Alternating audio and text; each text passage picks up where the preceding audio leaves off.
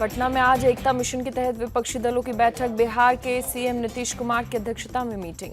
पटना में बोले राहुल गांधी, कहा देश में विचारधारा की लड़ाई चल रही, कांग्रेस की भारत जोड़ो, बीजेपी की भारत तोड़ो विचारधारा। राहुल बोले देश समझ गया है कि मोदी और बीजेपी का मकसद ये 2 से 3 लोगों को पहुंचा रहे हैं फायदा, कांग्रेस देश के गरीबों के साथ खड़ी। राहुल का बयान, कहा हम मिलकर बीजेपी को हराने जा रहे हैं, कर्नाटक में सबने देखा, अब राजस्थान एमपी में भी बीजेपी को हराएंगे। पटना में कांग्रेस चीफ खड़गे का बयान, कहा कांग्रेस से निकले ये नेता देश के लिए लड़े, अगर हम बिहार जीत गए तो देश में भी जीत जाएंगे। विपक्ष की बैठक पर बोले कांग्रेस अध्यक्ष खड़गे, हम सब बीजेपी के खिलाफ मिलकर लड़ना चाहते हैं। राहुल गांधी ने की थी विपक्षी एकता की शुरुआत। दिल्ली अध्यादेश मामले पर बोले खड़गे, सदन के अंदर होता है समर्थन या विरोध, सभी पार्टियां मिलकर तय करेंगे एजेंडा। बैठक को लेकर बोले एनसीपी चीफ शरद पवार, भविष्य की रणनीति करेंगे तय। बैठक में मणिपुर मुद्दे पर भी होगी चर्चा। पप्पू यादव बोले कांग्रेस बीजेपी को हराने वाली अकेली पार्टी, कांग्रेस से अलग रहकर बीजेपी को कोई नहीं हरा सकता। राहुल गांधी और मल्लिकार्जुन खड़गे पहुंचे पटना, सीएम नीतीश ने एयरपोर्ट पर किया स्वागत। पटना में राहुल गांधी ने बोरिंग रोड से किया रोड शो, पार्टी के झंडे के साथ जुटे कार्यकर्ता। पटना मीटिंग पर जेडीयू नेता नीरज कुमार का बयान, कहा बैठक में बीजेपी की राजनीति का डेथ वारंट हुआ तैयार। बिहार कांग्रेस अध्यक्ष अखिलेश प्रसाद सिंह का दावा, अगर मिलकर चुनाव लड़ा विपक्ष तो 100 सीटों पर सिमट जाएगी बीजेपी। कांग्रेस नेता तारिक अनवर का बयान, कहा हमें राष्ट्रीय स्तर पर बनानी होगी रणनीति, सभी दल मिलकर चुनाव लड़ने के इच्छुक। आरजेडी नेता आलोक मेहता का बयान, कहा सामूहिक नेतृत्व में चुनाव लड़ेगा एकजुट विपक्ष, चुनाव बाद चुना जाएगा नेता। पटना में कांग्रेस ने लगाए शॉप जैसे आकार के पोस्टर, लिखा मोहब्बत की दुकान, नफरत छोड़ो भारत जोड़ो। विपक्ष की मीटिंग के पहले पोस्टर से पटा पटना, सड़कों पर लगे विपक्षी नेताओं के कटआउट और पोस्टर। पटना में बीजेपी विपक्ष में पोस्टर वार, बीजेपी के पोस्टर में लिखा ये देश बचाओ नहीं परिवार को मुकदमे से बचाओ अभियान। पटना में बीजेपी ने लगाए राहुल गांधी के पोस्टर, फिल्म देवदास के किरदार से की राहुल गांधी की तुलना। पटना में आरजेडी कार्यकर्ताओं ने वाहनों पर लगाया अपना चुनाव चिन्ह, लिखा तेज तेजस्वी जिंदाबाद। पटना बैठक पर बोली स्मृति ईरानी, कहा मीटिंग कांग्रेस का ऐलान है कि वो मोदी को अकेले नहीं हरा सकती, उसे सहारे की जरूरत है। पटना में विपक्ष की मीटिंग पर बोले शाह, कहा मोदी को हराने के लिए एकजुट हुए सारे दल, पहले भी हारे हैं 2024 में, फिर ये सभी हारेंगे।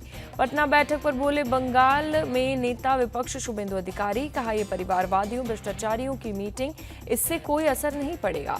विपक्ष की मीटिंग पर बोले रविशंकर प्रसाद, परिवार बचाओ परिवार बढ़ाओ की राजनीति करने वाले कुछ लोग जुटे। दिल्ली अध्यादेश पर रविशंकर ने कहा, क्या ममता बंगाल में कांग्रेस को देंगी भाव, क्या दिल्ली में आम आदमी पार्टी कांग्रेस को समझेगी। विपक्ष की बैठक पर रविशंकर का नीतीश कुमार पर तंज, कहा 2024 के लिए बारात सजा रहे हैं नीतीश, इस बारात का दूल्हा कौन है। रविशंकर प्रसाद पर कांग्रेस के प्रमोद तिवारी का पलटवार, कहा आप बारात के स्वागत की तैयारी करो, दूल्हे की चिंता ना करो। पटना बैठक पर बोले UP deputy CM Brajesh Pathak, कहा फ्लॉप शो साबित होगा विपक्षी गठबंधन, 2024 में फिर से आएगी बीजेपी। केंद्रीय मंत्री नित्यानंद राय का बयान, कहा पटना की सड़कों पर दूल्हों की दावेदारी, विपक्ष के साथ लड़ने से नहीं पड़ेगा कोई असर। मीटिंग पर बिहार बीजेपी अध्यक्ष सम्राट चौधरी का तंज, कहा ये ठगों का गठबंधन, विपक्ष के पास नहीं कोई सिद्धांत। विपक्ष की बैठक पर बीजेपी सांसद सुशील मोदी का तंज, कहा चाय के लिए एक साथ बैठने का मतलब विपक्ष की एकजुटता नहीं। बिहार में नेता विपक्ष विजय सिन्हा का सीएम नीतीश पर तंज, कहा जिसको बिहार की जनता ने कभी जनादेश नहीं दिया वो क्या सरकार बनाएगा बिगाड़ेगा।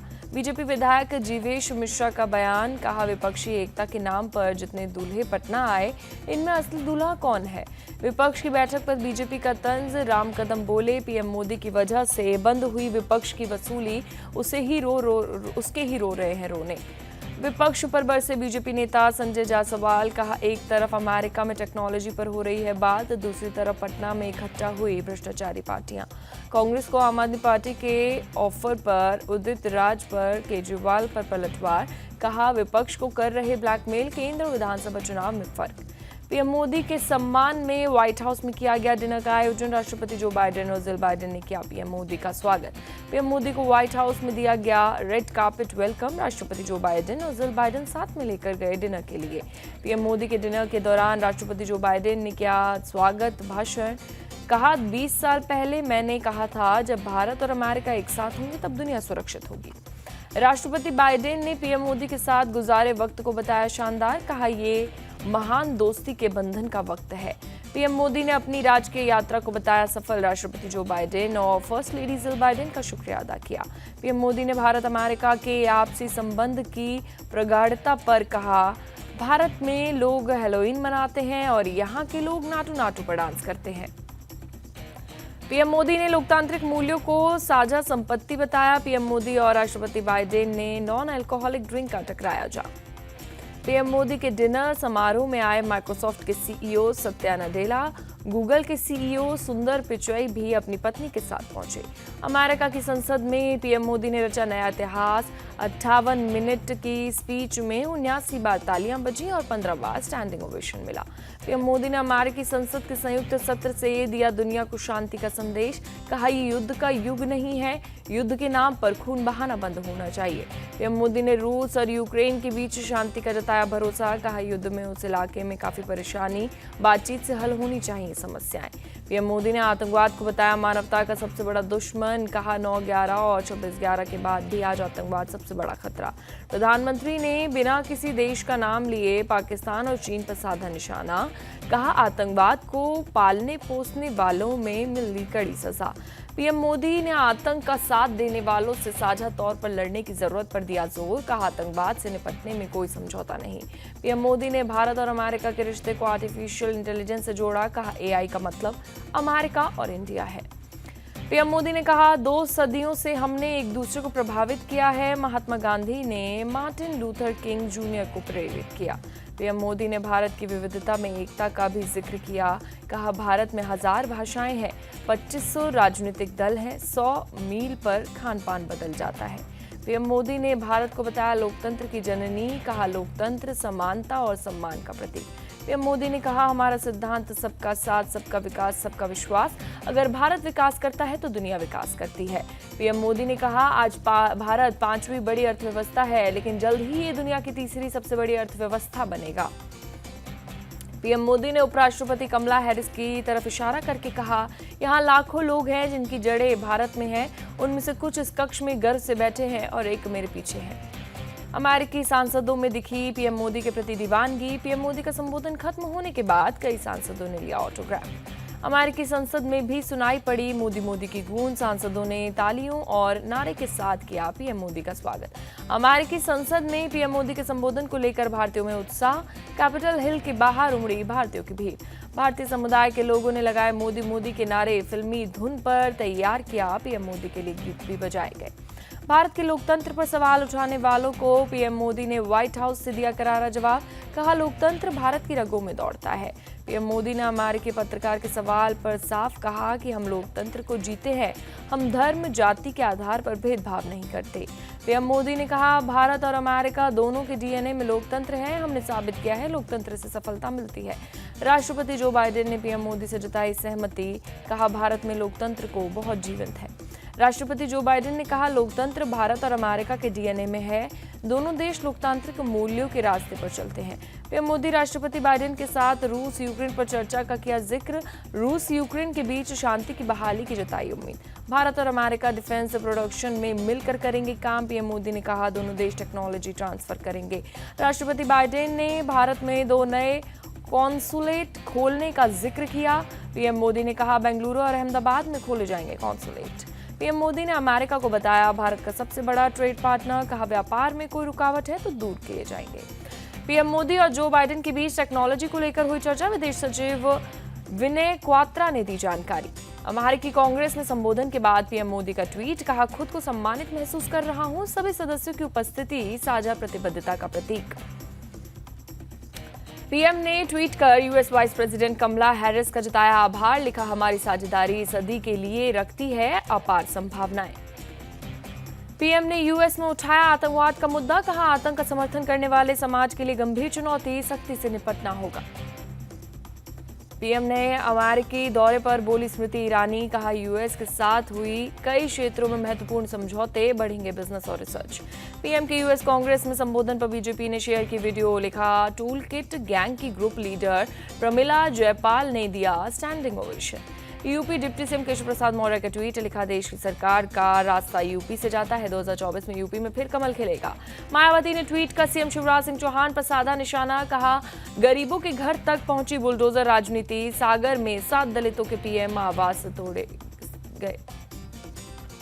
भिवानी में बोले डिप्टी सीएम दुष्यंत चौटाला, कहा हरियाणा की सभी लोकसभा सीटों पर जेजेपी का दावा, न बीजेपी हमें रोक सकती न ही हम बीजेपी को। ओडिशा दौरे पर BJP chief JP Nadda, Sambalpur में श्यामा प्रसाद मुखर्जी को दी गई श्रद्धांजलि, केंद्रीय मंत्री धर्मेंद्र प्रधान ने भी चढ़ाए फूल। डॉक्टर श्यामा प्रसाद मुखर्जी की पुण्यतिथि, लखनऊ में सीएम योगी ने दी श्रद्धांजलि, प्रतिमा पर फूल चढ़ाकर किया नमन। अमित शाह ने डॉक्टर श्यामा प्रसाद मुखर्जी को दी श्रद्धांजलि, फूल चढ़ाकर नमन किया। जम्मू में अमित शाह का बड़ा दावा, कहा 2024 चुनाव में बीजेपी जीतेगी 300 से ज्यादा सीटें, मोदी ने नेतृत्व में फिर बनेगी सरकार। छत्तीसगढ़ के रायपुर में बीएचपी की बैठक 24 से 25 जून तक चलेगी, संगठन के 350 से ज्यादा प्रतिनिधि लेंगे हिस्सा। बेंगलुरु में सीएम सिद्धरामैया और ठेकेदार एसोसिएशन के बीच बैठक, बीजेपी सरकार के दौरान पेंडिंग बिलों के भुगतान को लेकर चर्चा। योगी सरकार का बड़ा फैसला, क्लास 9 से 12 तक पढ़ाई जाएगी, 50 महापुरुषों की जीवनी, वीर सावरकर भी शामिल। ओडिशा के झारसुगुड़ा में बीजेपी ने नए ऑफिस का उद्घाटन किया, राष्ट्रीय अध्यक्ष जेपी नड्डा किए उद्घाटन। जेपी नड्डा ने बारगढ़ लोकसभा क्षेत्र में किया दौरा, बीजेपी कार्यकर्ताओं के साथ की मीटिंग, कार्यकर्ताओं के साथ रणनीति पर चर्चा की। केदारनाथ धाम में सोने की परत विवाद में कांग्रेस ने उठाए सवाल, कहा मंदिर प्रबंधन समिति के बयान से कुछ भी साफ नहीं। केंद्रीय गृह मंत्रालय ने सुरक्षा बलों की 315 और कंपनियां बंगाल भेजी, पहले ही 22 कंपनियां भेजी जा चुकी, बंगाल पंचायत चुनाव में होगी तैनाती। जम्मू कश्मीर में सेना का बड़ा ऑपरेशन, कुपवाड़ा में काला जंगल में आतंकियों से मुठभेड़, 4 आतंकी ढेर। माछल सेक्टर में पीओके से घुसपैठ की कोशिश में थे आतंकी, सुरक्षा बलों के जॉइंट ऑपरेशन में मारे गए। दिल्ली के जेएलएन स्टेडियम में IOA Bharat in Paris India Olympic movement, खेल मंत्री अनुराग ठाकुर हुए शामिल। कार्यक्रम में शामिल हुए आईओए अध्यक्ष पीटी उषा, पूर्व रेसलर गीता फोगाट भी खेल मंत्री के साथ रही मौजूद। ओलंपिक को लेकर पीटी उषा को भारतीय खेमे से अच्छे प्रदर्शन की उम्मीद, कहा अच्छी चल रही है पेरिस ओलंपिक की तैयारी। पूर्व रेसलर योगेश्वर दत्त ने आईओए पर उठाए सवाल, कहा धरने में शामिल 6 पहलवान सीधे फाइनल ट्रायल में लेंगे हिस्सा, ये कैसा क्राइटेरिया है। मुंबई में कोविड केयर सेंटर घोटाला केस, आईएएस संजीव जायसवाल ने ईडी से मांगा 4 दिन का समय, कल ईडी ने दिया था समय। बीएमसी के डॉक्टर हरिदास राठौड़, रमाकांत बिरादार का भी बयान होगा दर्ज, राठौड़ के पास था ऑक्सीजन कोऑर्डिनेशन का जिम्मा। बरेली में तैनात पीसीएस अफसर ज्योति मौर्य और उनके पति के बीच विवाद जारी, 100 पेज की एक डायरी आई सामने। डायरी को खुद ज्योति के पति आलोक ने दिया, दावा किया है कि डायरी में ज्योति हर महीने वसूली मिलने वाले रुपयों का लेखा जोखा लिखती है। ज्योति के पति के दावे की सच्चाई के लिए चल रही है जांच। आलोक मौर्य ने होमगार्ड मुख्यालय में शिकायत दर्ज कराई। पीसीएस ऑफिसर ज्योति मौर्य ने अपने ऊपर लगे सभी आरोपों पर दी सफाई, कहा पति ने उनका व्हाट्सएप हैक करके सभी चैट वायरल किए, मुझसे 50 लाख रुपए और घर की मांग कर रहे हैं। श्रीलंकाई नौसेना ने तमिलनाडु के 22 मछुआरों को पकड़ा, मछुआरों के 4 बोट भी पकड़े, श्रीलंका के इलाके में अवैध तरीके से पकड़ रहे थे मछली।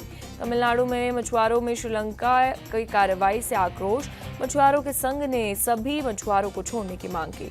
कावड़ यात्रा के लिए हरिद्वार में तैयारियां तेज, एसएसपी बोले 12 फीट से ऊंची कावड़ बैन, डीजे का शोर कम करने के लिए अभियान।